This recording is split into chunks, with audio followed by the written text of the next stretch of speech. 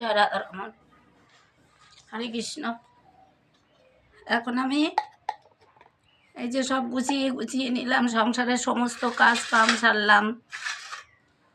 ছোলা ভাজলাম, বাদাম ভাজলাম, চিড়ে ভাজলাম। আর এই যে এখন এই একটা কাজ করছি মা। এই কাজটা হচ্ছে এই যে আমার অনিতা, আমার মেয়ে অনিতা, মালদা চাচল বাড়ি। ওর মেয়ে আমাকে গোপাল এই যে দেবাদিদেব ভোলানাথকে, ভোলানাথকে আবার ওর নামে নিয়ে এসেছিলাম।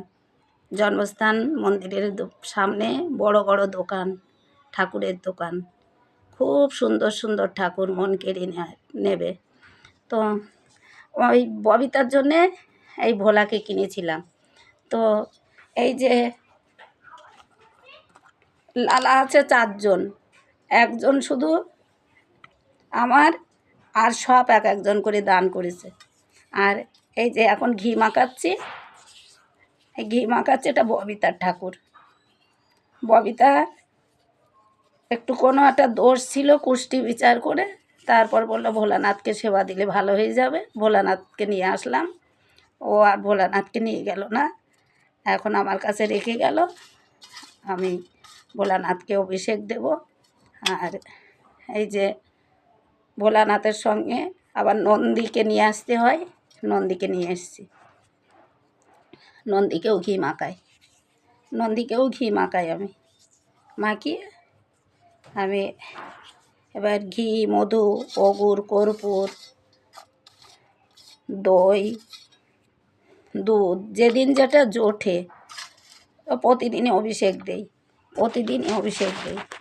কোনো দিন বন্ধ থাকে না, প্রতিদিনই অভিষেক দেই।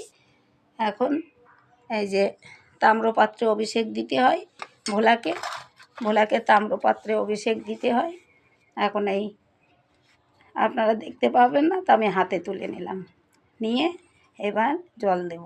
সর্বপ্রথমে বলবো ওং নমো ভগবতে বাসুদেবায়, ওং নমো ভগবতে বাসুদেবায়, ওং নমো ভগবতে বাসুদেবায়। ঘটিটাই দেই, এটা আসমন পাত্রে তৈরি করে নিয়েছিলাম, সব কিছু দিয়ে ঘি, মধু, অগুর, কর্পূর, রাধে রাধে।